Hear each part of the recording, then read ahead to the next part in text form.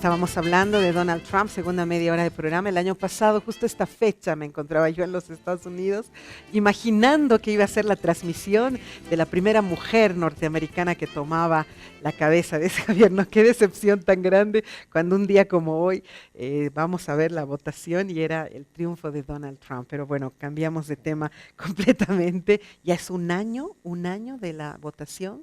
Un año que ya es presidente, ya creo que ha hecho algunas medidas nuevas también. Sí, quizá justamente el año que hoy Ajá. su popularidad ha bajado al 39%, obviamente ha bajado ese caudal que lo ha mantenido muy vivo los primeros meses.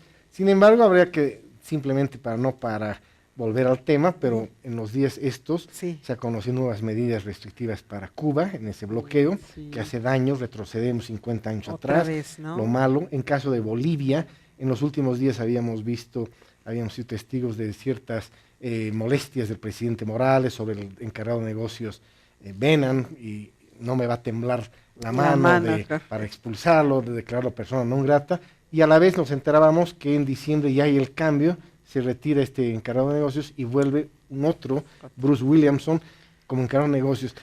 La duda aquí es si a lo largo de este tiempo vamos a mantener unas relaciones de segundo nivel, porque estamos sin embajadores. Es una pregunta que deberían preguntarse y cuestionarse y plantearse ciertas soluciones en nuestra Cancillería. Seguir apretando a Cuba, ¿no? O sea, como si no fuese suficiente, y a seguir poniendo normas más duras que involucran, creo, hoteles y a todo aquello.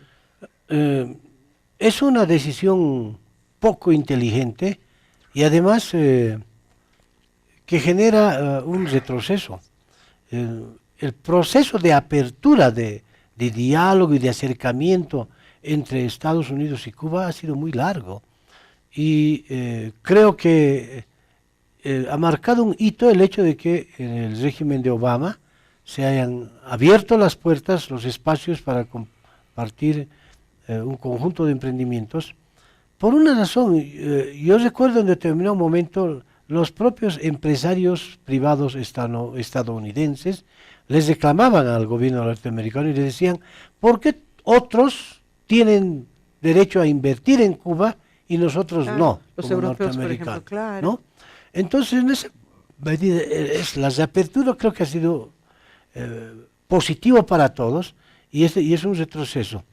Y en esa medida, además, creo que debería buscar formas de poner límite a ciertos exabruptos del presidente Trump, que yo no sé si por compromiso político, pero no nos olvidemos que hay un sector, especialmente en Miami, de agrupaciones de cubanos, ¿no?, que actúan más por su odio al régimen antes que pensando en Cuba. Sí, que en su propio país, ¿no es cierto? País, que al fin y al cabo... Y porque ellos además han resuelto su situación económica en Estados Unidos y ven decir, actúan negativamente contra su propio país. Entonces, estos temas deben generar reflexión, pero reitero una vez más, Cuba, por lo menos a estas alturas, no debería perder el control y más bien esperar ganar todas las oportunidades que se le presente para fortalecer o retomar relaciones entre estos dos países, ¿no? Ok, yo me voy a ir a otra nota cerrando ese tema completamente porque acá tan cerca, ¿no? Un país como la Argentina, un país tan cercano, ya hemos concluido el tema de Trump, ya se acabó, vamos a hablar de otro tema. Por ejemplo, ¿quién diría, no? Nosotros acá hemos seguido acabando con los grupos originarios, como por ejemplo la Argentina lo está haciendo con los mapuches, apretando, asfixiando, quitándoles sus territorios y todo aquellos. Y son constantes las marchas y las denuncias en búsqueda de reivindicaciones. Hay que alegrarse porque Bolivia, a pesar de todo, ha tenido un avance en ese sentido significativo. Y bueno, han habido manifestantes que han pedido justicia porque un joven desapareció, un joven activista, un artesano, un hippie como nosotros los llamamos, pero un joven comprometido con estas causas desapareció en la Argentina. Y se especuló muchísimo y hasta se temió que en algún momento volviésemos a vivir aquello de las desapariciones de quienes hacían activismo. Entonces veamos la nota, por favor.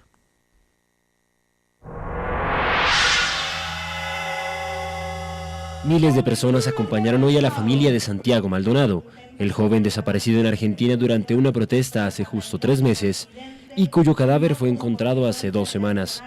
Rodeado de varias madres de Plaza de Mayo y de figuras como el Premio Nobel de la Paz Adolfo Pérez Esquivel, el hermano de Santiago, Sergio Maldonado, pidió saber qué le pasó y quiénes son los responsables de la muerte de su hermano.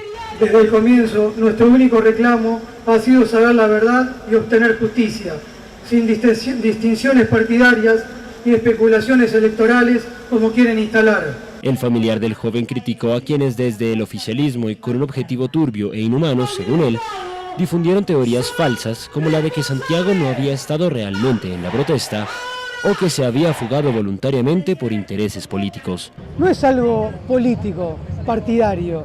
O sea, no es que si sos de un partido, sos de otro. Santiago era apolítico. O sea, no pertenecía a nadie, o sea, no votaba, nada. Entonces, que agarren y pongan una muerte a una persona, poniéndolo, si estás a favor o en contra del gobierno, no tiene nada que ver. No obstante, Sergio Maldonado sostuvo que no propiciará el odio y la división en la sociedad, porque su único propósito es saber la verdad y obtener justicia. Santiago era un pibe de paz, y en su memoria, una vez más, reclamamos saber qué le pasó y quiénes son los responsables de su muerte, de entorpecer, encubrir y desviar la investigación de su desaparición y su muerte. El hermano del fallecido joven artesano culpó directamente a la Gendarmería Argentina y a la ministra de Seguridad Patricia Bullrich por el hecho, siendo apoyado en masa por la multitud. Dejemos a Santiago de lado. Santiago no tiene nada que ver.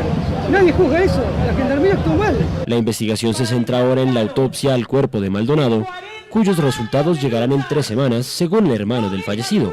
La familia de Maldonado logró que a finales de septiembre se apartase el primer juez del caso, quien era reacio a centrar la investigación en la policía.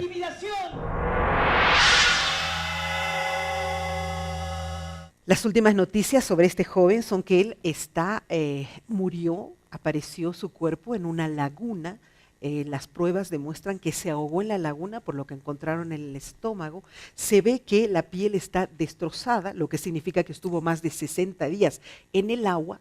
Entonces desarma toda esa creencia de que había sido asesinado producto de las represiones. Sin embargo, como psicóloga me impresiona cómo las sociedades se movilizan ahora y ya no permiten ese tipo de accionar, que en la época de la dictadura pues todos nos callábamos, ¿no es cierto? Desaparecía alguien y era como, le hubieran matado al perro. Ahora no, las sociedades se mueven, se agobian, conflictúan y hasta la Organización de Estados Americanos anunció que se debería resolver el tema inmediatamente. ¿Cómo cambian los tiempos, Álvaro? Sí, uno ese es un elemento que tú muy bien lo tocas. El otro es que a veces las clases políticas aprovechan toda circunstancia para hacer política y contaminan la sociedad, ¿verdad?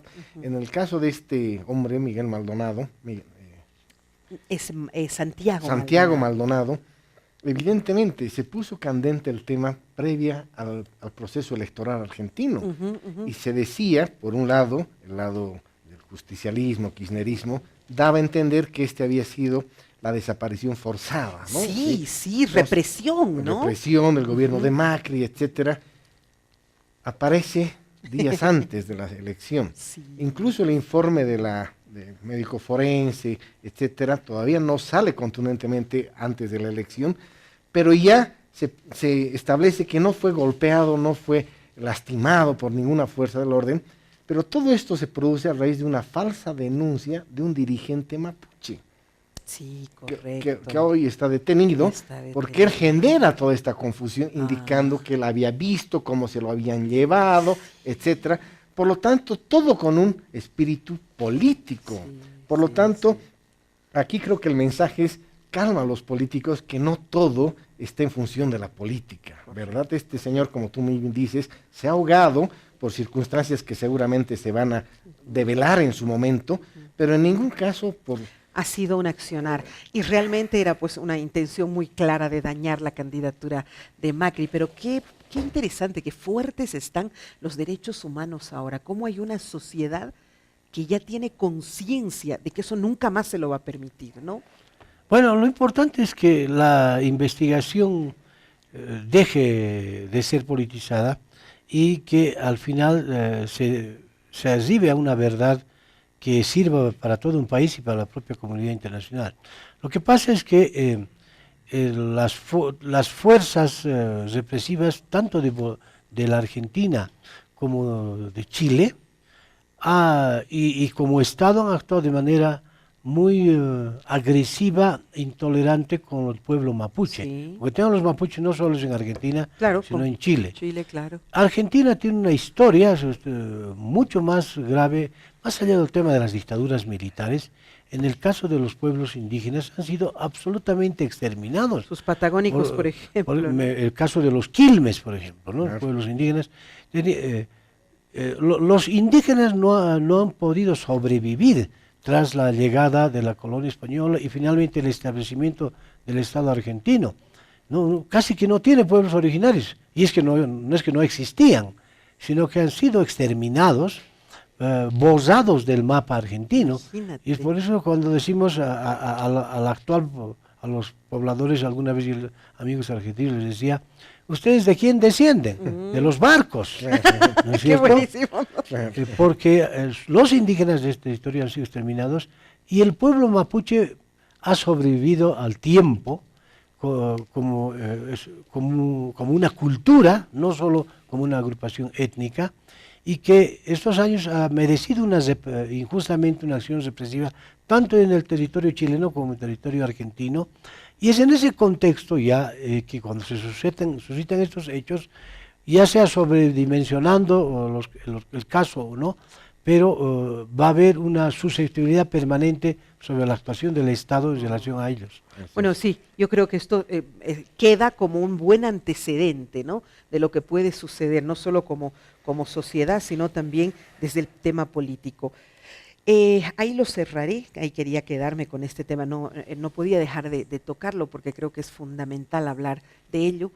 Ahí lo cerramos, pero ahora quisiera que hablemos un poco de lo que Venezuela recientemente ha aprobado.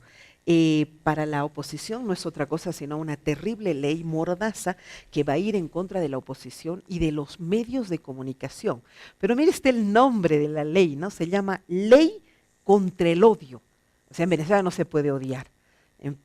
A quien empezarán por ajusticiar, pero veamos de qué se trata esa nota.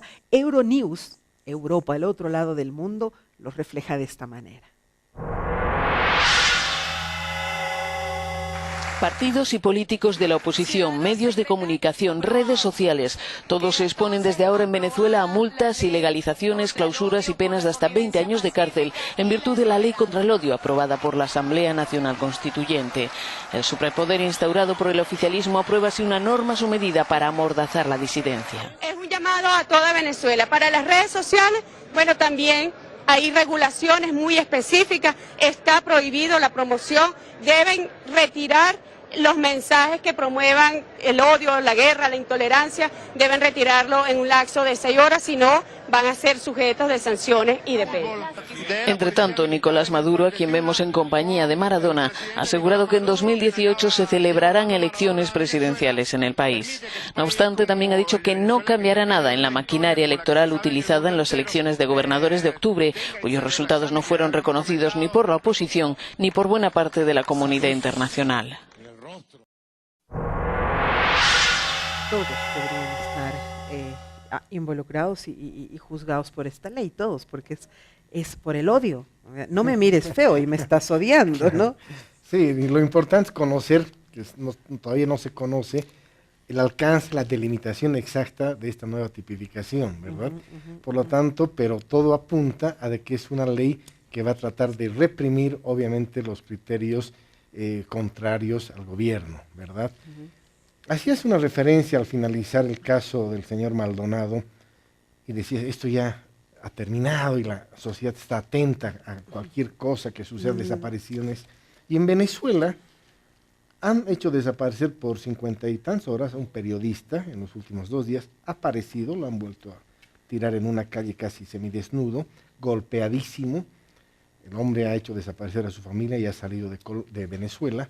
Por lo tanto, todavía estamos viviendo esos signos de intolerancia, que muy bien lo destacaba Waldo en su momento con los mapuches, etcétera. Hoy, lamentablemente, todavía, o quizá está reapareciendo estas nuevas formas de eliminar al oponente, no con las ideas, sino con la fuerza. Es decir, este es un periodista que hacía su trabajo, que había hecho un reportaje sobre las cárceles en Venezuela, lo han hecho desaparecer 54 horas, aparece desnudo, golpeadísimo. Estamos atemorizando sociedades en estos tiempos. Terrorismo de Estado, ¿verdad? ¿no? Por lo tanto, esta ley del perdón, ojalá no se inscriba de verdad en una manera de acallar y perseguir a las ideas contrarias. Waldo, tu opinión Mire, sobre la ley del odio. Lamentablemente los gobiernos, antes en dictaduras, pero también en regímenes democráticos o en democraduras, ¿no?, se han visto que la forma más inteligente de reprimir al adversario o a quien se cruza en tu camino es utilizando el instrumento jurídico. Para eso tienes que tener un control sobre el órgano judicial suficiente, sobre fiscales y jueces, y luego te dotas de la norma, ¿no? Y a mí, yo quiero aprovechar este momento para expresar una preocupación. Están hablando de desaparición forzada.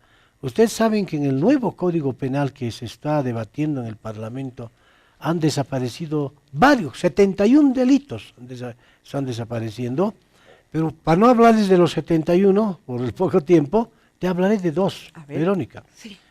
Ya no desaparece el delito de desaparición forzada. Cuando ese crimen de lesa humanidad, así lo tipifica el derecho internacional, los derechos humanos, a nosotros nos ha costado a los activistas que el Estado boliviano incorpore en el Código Penal este delito, por todas las secuelas que ustedes saben, la gravedad del delito. En el nuevo Código Penal, si se termina ya de aprobar estos días, ya no va a haber desaparición forzada. Entonces, como que te estás habilitando legalmente, como ya no va a ser ilegal ni delito hacer desaparecer, puede ser desaparecer forever o puede hacerse desaparecer por 3 meses, como tú mencionas. Mire qué grave. Otro delito que me llamó la atención que está desapareciendo es el proxenetismo. Sin tomar en cuenta que uno de los agentes claves de la cadena de quienes participan en el delito de trata de personas es el proxeneta, ¿no?, que vive groseramente de la esclavitud a la que es sometida a mujeres para dar servicios sexuales a otros por la fuerza para que gane el proxeneta. Entonces, si tú haces desaparecer este delito, prácticamente estás incrementando la trata de personas y le estás diciendo al proxeneta, seguí nomás en tu oficio, ya no va a ser delito lo que haces. No sé qué habrá pensado el gobierno, los parlamentarios, pero mira cómo tiene relación estas cosas con lo que incluso estamos hablando y acontece en otros escenarios. Las democracias están sufriendo bastante, están siendo víctimas de sus propias autoridades, de sus propias instancias de poder en diferentes países, y no se quejen porque nos ha costado tanto desplazar a las dictaduras para reinstalar democracias, y lo más doloroso hoy día es que las propias autoridades de los regímenes civiles, democráticos, se están encargando de servirnos el pasado en copa nueva, y eso es muy delicado. Qué duro. Realmente esto preocupa absolutamente. Ya cerrando, querido Álvaro. Sobre esta ley del perdón, un poco yo quisiera retomar el tema ¿no?, de judicializar la política. Lo estamos viendo en Cataluña, lo estamos viendo en la Argentina, lo estamos viendo en Venezuela, lo vamos a ver en muchas partes. Y hay que saber distinguir. Creo que el patrimonio de una democracia, de una sociedad que aspira a vivir en paz, está depositada sobre todo en su justicia, ¿verdad? Y la justicia debe aplicar la ley y no tenemos que rasgarnos las vestiduras cuando se aplica la ley, cuando se cometen delitos, ¿verdad? Pero otra cosa es utilizar la justicia para persecución política. Y lo estamos viendo realmente de manera muy sorprendente en estos tiempos donde la democracia parecía ya bastante asentada, ¿verdad? Ojalá que todos los gobernantes que tienen estas tentaciones de utilizar la justicia paren, porque le están haciendo un daño a la sociedad irreparable. Nosotros tenemos unas próximas elecciones judiciales que parecería, por todo lo que hemos visto en el último tiempo, no va a tener el efecto que tenemos la sociedad civil, que tengamos una mejor justicia. Tenemos que seguir trabajando en el tema. Solo ahí podemos depositar nuestro descanso en democracia, con una justicia sólida. Que no va a ser sin duda un asunto concluido, sobre todo en esta época. Por el contrario, creo que todavía vamos a dejarlo como una asignatura pendiente el tema de nuestra justicia. ¿Coincides? Coincido porque además en un sistema de justicia, el cómo trabaje la justicia causa efecto en el conjunto de la sociedad, Claro. y no solo en temas legales, sino en la forma de convivencia. Correcto. Porque a través de una sentencia, diríamos, manipulada, ¿no?, por las partes o por el propio juez, puedes afectar derechos económicos sociales de la gente, ¿no es verdad? Entonces, hay que insistir en la exigencia de conformar un nuevo sistema judicial en Bolivia y en Latinoamérica, donde estén los mejores elementos humanos como jueces y no personas que simplemente los eligen por su condición de funcionales. Claro. ¿No? Da la impresión, decía ahí eso anoche en un evento, que los gobernantes parece que deliberadamente buscaran los peores elementos humanos para que estén en los estados judiciales y en otros cargos importantes, de modo que les permitan ejercer poder a plenitud sin ninguna posibilidad de fiscalización o de pronunciamiento de instancias. O sea, en otras palabras, quieren tener el control absoluto de todo un Estado, y eso genera una inseguridad jurídica, indefensión ciudadana en la gente. Pues claro que sí. Y además una desesperanza, ¿no? Porque al fin y al cabo, si es la justicia la única instancia o la última a la que vas a acudir justamente en búsqueda de justicia, y sabes que ese es el peor de los espacios, qué desesperanza para un pueblo. Entonces es vivir en un absoluto caos, en una crisis constante, en que todos hagan lo que quieren, y escándalos como los que estamos viviendo ahora, como los PARI y otros escándalos más, que de verdad nos hacen quedar muy mal como sociedad. Muchísimas gracias, Waldo, ha sido un gusto tenerte. Me cuesta traerte porque sé que estás muy, muy activo, pero gracias por venir, es siempre importante escuchar tus conceptos. Gracias, Verónica, un saludo siempre cariñoso para ti, y te agradezco doble por decir, en otras palabras estás diciendo que soy hombre difícil. Sí, es un hombre muy difícil.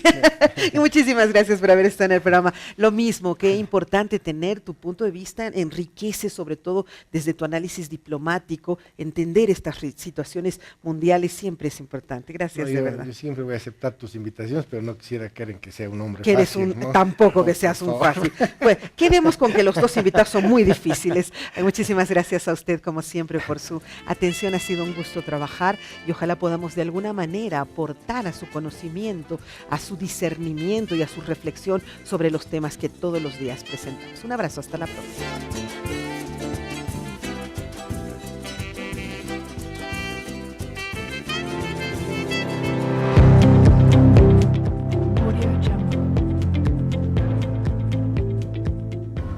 Quiero volar y descubrir el nuevo TAM. Con tantos años de experiencia, me gustaría saber qué sorpresa nos traerá. Pronto se descubrirá la nueva forma de volar. Prepárate.